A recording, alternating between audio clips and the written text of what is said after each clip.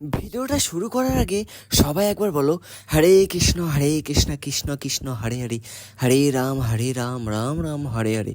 তো চলো পুরো ভিডিওটা দেখো। হরে কৃষ্ণ।